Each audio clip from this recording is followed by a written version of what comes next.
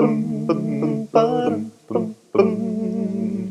hello everybody, and welcome to another one of our conversations here with Dan. Sup? Before we get started, I would really encourage them, if you aren't subscribed to our YouTube channel, go search us out, Broadway Church of Christ, Paducah, Kentucky. We upload a lot of stuff there. Yeah, we do. We've got several different teaching series that have either just wrapped up or getting started. Dan, you're teaching out of everything right now. I'm teaching a class called Here I Am to Worship. Yeah. Just finished Ezekiel. Yeah, and then on Sunday mornings, we're having a class out of the Psalms, and we're uploading those.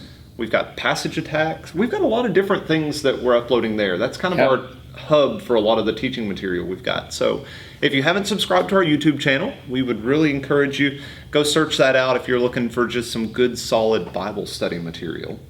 Good. But for today's conversation with Dan, we are headed to the Book of Numbers. Book of Numbers, a boring book full of just reading off numbers of people, and that's all it is. No. So why are we talking about it? It's pretty cool, actually, and it really central is to the story of the Old Testament. Yeah. The name puts people off. Yeah, the name is actually not the name of the book. In the Hebrew manuscripts of the Book of Numbers, it's actually called Bamidbar, which means in the wilderness. Yeah. That's the title of the book. Which is fitting. It is fitting because the time that they were in the wilderness and all of the rebellion against God took place is really the focus of the Book of Numbers. But there are two numberings that take place in the Book of Numbers. So as we start talking about this, let's kind of get a feel for where we are in the Pentateuch in the Book of Numbers. Because the Pentateuch, Genesis, Exodus, Leviticus, Numbers, Deuteronomy is really one work, and Numbers is just a slice out of it. Yeah. So if you start in your Bible at Exodus chapter 12, that's where the people leave the land of Egypt. Right. And from Exodus 12 to Exodus 19, when they get to Mount Sinai, Exodus 19 verse 1 says, what, Brother Jed, if you're there? It says, on the third new moon after the people of Israel had gone out of the land of Egypt, on that day they came into the wilderness of Sinai. All right. The third new moon, or the third month, to the very day. So it had been 3 months between Exodus 12 and Exodus 19 since they left Egypt. Now, in the book of Numbers, in Numbers chapter 10, verse 12, they leave Mount Sinai, and it's been almost a year. It's been a little over 11 months since they left Egypt. So everything from Exodus 12 all the way through the rest of Exodus, all the way through Leviticus to the 10th chapter of Numbers is less than a year. Okay. All right, so out of the 40 years, that's less than a year. Yeah. Okay? Almost all of the time in the Pentateuch takes place between Numbers 10 verse 12, where it says they left the encampment at Sinai, or Numbers 10 verse 11 and 12, where they left the encampment at Sinai, and Numbers 22 verse 1, when they reached the plains of Moab. Almost, like 38 and a half years or something takes place in those few chapters of Numbers. Yeah, because it's being written by Moses. Right. So it's while he's kind of camped out in all these wilderness travelings. Yeah, and so the sense of time in the Pentateuch is messed up in most people's head. They don't realize that almost all the time takes place in the book of Numbers. And then the book of Deuteronomy is just a sermon. Yeah. So in Numbers chapter 1, you have the numbering of Israel, which is the old generation. This is the group of people that came out of Egypt that ended up dying in the desert. Yeah. And look at verse 1 there, if you would. Numbers 1, verse 1. Okay. The Lord spoke to Moses in the wilderness of Sinai in the tent of meeting on the first day of the second month in the second year after they had come out of the land of Egypt. All right, so you remember it had been 3 months when you get to Exodus 19. Now it's the first day of the second month of the second year, so it's been 11 months. Yeah. And they're supposed to number them. So they do. They count all these people, the fighting men of Israel, and get down to Numbers 1, verse 46. Okay. 46, all those listed above were 603,550. So 603,550 men plus women and children came out of the land of Egypt. Yeah. And were there in the desert. So they were still camped around Sinai at this point. Okay. And he gives you the arrangement of the camps in the next chapter, which is really interesting theologically. And sometime we'll have a class on that. He gives you a lot of the duties of the Levites, etc. Right. But when you get over here to Numbers chapter 10, Okay.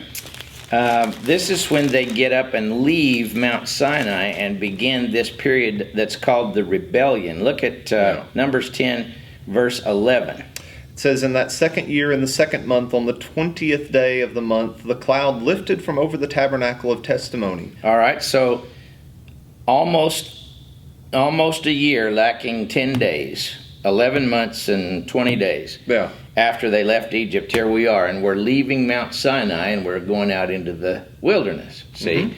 And immediately, almost, the rebellion starts. Yeah. In chapter 11, they're griping, and fire comes down from the Lord, and then they say, read me 11, 4, and 5, if you would, 4 through 6. Now the rabble that was among them had a strong craving, and the people of Israel also wept again and said, Oh, that we had meat to eat. We remember the fish we ate in Egypt that cost nothing, the cucumbers, the melons, the leeks, the onions, and the garlic. But now our strength is dried up, and there is nothing at all but this manna to look at. Manna casserole, manna fritters, manna everything you can think of. They were sick of it. They were grumbling and complaining. And throughout the book of Numbers, without getting into the Hebrew, there's this word which means to speak rebelliously. It's more than just simple complaining. In fact, this whole section of Numbers is called the rebellion. No. In the New Testament, in Hebrews chapter 3, today if you shall hear his voice, do not harden your hearts as in the rebellion, as in the time of trial in the wilderness. See, he's talking about the book of Numbers. And that's more than just going, this stinks. No, they were rebelling against God and his whole plan. And so God rains down quail and gives them quail because they lusted after the quail so much. And he gave it to them so that if you'll go down to chapter 11 and start with verse 32 and read through 34 there for us. Okay. The people rose all that day and night and all the next day and gathered the quail.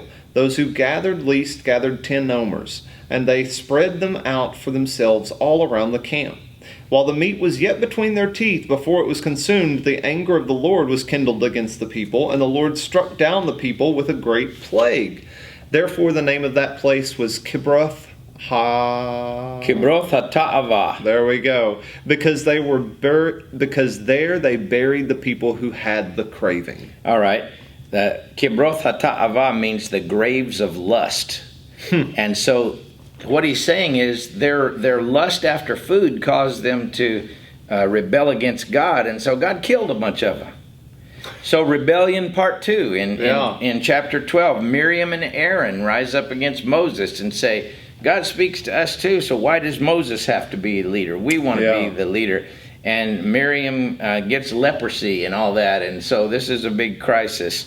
And then in chapter 13 and 14, they send out the spies, and then 10 of the spies come back and rebel against God and say, we can't do it. 2 were good. Yeah, there you go. Yeah. There you go. So 10 were bad and 2 were good. And if you pick it up in chapter 14 and look at verse 1, read there in 1 through 4. This shows the rebellion of the people when the spies came back. Then all the congregation raised a loud cry, and the people wept that night. And all the people of Israel grumbled against Moses and Aaron. The whole congregation said to them, Would that we had died in the land of Egypt, or would that we had died in this wilderness. Why is the Lord bringing us into this land to fall by the sword? Our wives and our little ones will become prey. Would it not be better for us to go back to Egypt?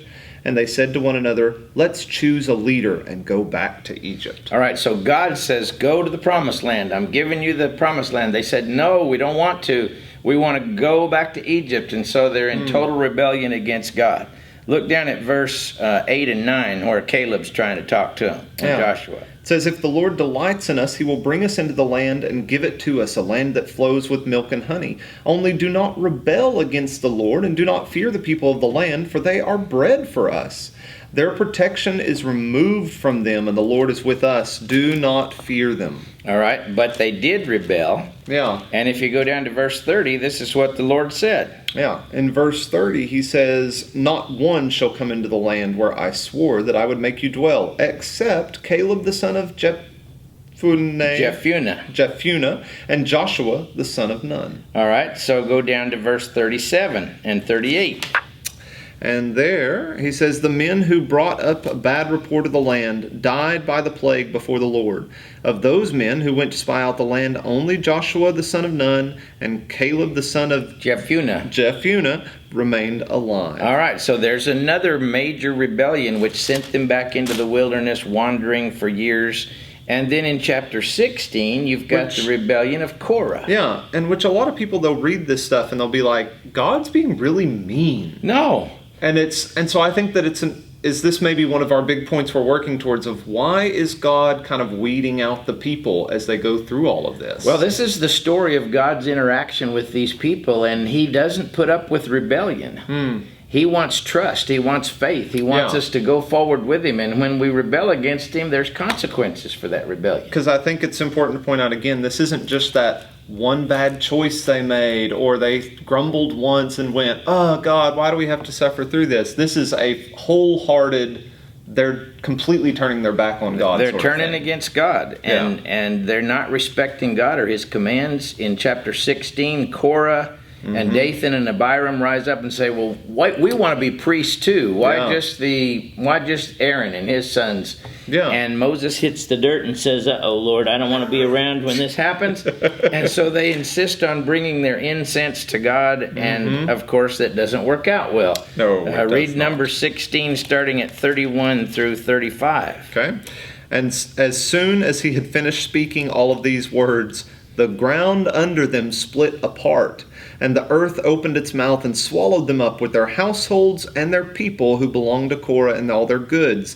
So they and all that belonged to them went down alive into Sheol, and the earth closed around them, and they perished from the midst of the assembly. And all Israel who was around them fled at their cry and said, lest the earth swallow us up. And fire came out of the Lord and consumed the 250 men offering that incense. So you don't hear this preached very often today, do you? No. But this is because God does not put up with rebellion. He didn't then, he doesn't now. And so what happened is God told them to take these little censers that they tried to offer incense to God and beat them into a covering for the altar so that they would remember that no stranger who's not of the seed of Aaron better ever try to come before me as a priest. Now, this is not just the God of the Old Testament. This is the God of the Bible. Sure. And in Numbers chapter 20, we have the rebellion of Moses, when Moses actually strikes the rock instead of speaking to the rock, and God says, Moses, I'm sorry, but you can't enter the land of promise. And all of us say, wow, what a raw deal. But Moses was supposed to be the leader. Yeah. I mean, he's done all this other great stuff, and he just had this one moment of weakness. Doesn't mean he was lost eternally. It just means he didn't get to go into the promised land. He got to see it. He just can't go in it. Yeah. Then in Numbers 21, you've got this thing where they start griping against God again, and he sends snakes among them. Yeah. And they get snake bit, and they're all dying. And then he provides a way out of it. Yeah, and then he says, build this bronze snake and put it up on a standard and raise it up, and if they look at that, they'll live. He says, you're going to have to comply with me if you want to live. And so Jesus quoted this in the New Testament. He said, just as Moses lifted up the serpent in the wilderness, even so must the Son of Man be lifted up, so that everyone who believes me in him have eternal life. John 3:14 and 15. Yeah. So Jesus is the way out for us, like that snake was for them. See? Sure. But the point of this whole section in Numbers is rebellion, rebellion, rebellion, rebellion, rebellion, punishment, punishment, punishment, punishment, punishment, for a God that wanted to take them into the promised land and bless them. So when you get to Numbers 24, 5, you have the final rebellion at Moab, where the Moabites asked them to come to an idolatrous meal. Yeah. And they accepted the invitation, and they ended up in a big orgy with the people of Moab around their idols of Baal and Asherah, or whatever it was, and God killed 24,000 of them. And this is after a pagan priest or whatever had tried to curse them, but ends up blessing them. And then you see a pagan priest work for God, and then you see God's people once again trying to work against him. Yeah, it's all about rebellion, is what it's really about.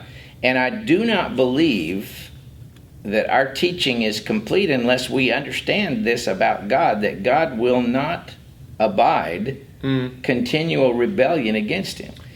You made the point about Jesus' statement earlier. I mean, that's basically God saying, look, I have judgment prepared for those who do not come to look upon, call on me. Right. Jesus is the way out. But when we come to Jesus, we don't just come to Jesus and then think we can rebel against God. So Jesus is our Savior, but for those who will submit, not for those that rebel. Yeah, because these are the people who had put the blood above their doorposts. They had followed Moses out. They had seen. And then no sooner had they gotten out of Egypt that they started to rebel. Yeah.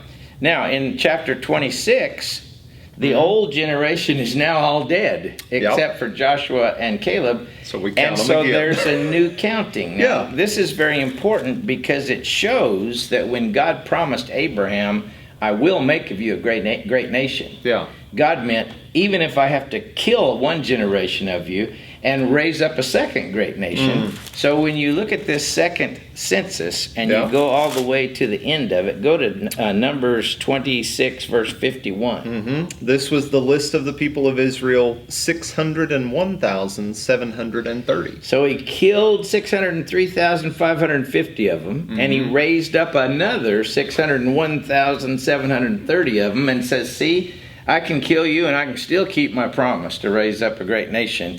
Yeah. And then it's pretty well over in the book of Numbers for all practical purposes. So what's the book of Numbers? It is the rebellion in the wilderness. It's brought up numerous times in the New Testament as a reminder to people that in order to come to our promised rest, we can't rebel halfway through. We've got to trust God and make it through the wilderness. So in the wilderness, the book of Numbers is a very important book for understanding how to have a successful relationship with God and how not to have a successful relationship with God. Okay. See, that's not going to be on our top 10 politically correct list of books. And it is some difficult stuff to wade through. I mean, if you're really going to talk about the judgment of God in action against his people, like a lot of times we tend to put it off on, well, that's God judging the Canaanites or whatever. But this is the people he called out. He counts the old generation. Yeah. Then they all rebel against him, and he kills them. Yeah. And then he counts the new generation. And then Moses says, okay, do you guys want to go in like your parents didn't get to go in? Then you better not repeat your parents' mistakes. Yeah. The end. The end. Then we go into Joshua and there's all sorts of fun stuff. Yeah. All right. Book of Numbers. That's it. It's a lot more than just the numbers. There are a couple of those chapters. Make it through. There's more than a couple, and you better read about it. But thanks again for watching. Like we said, subscribe to our YouTube channel to find this and lots of other teaching supplies that we have there. Yeah, there'll be warm fuzzies and there'll be challenges in there too. That's true. We kind of cover the range of it in there. That's right. Which is what we should do. Yep. So thanks again for watching. We'll see you next week. Yep.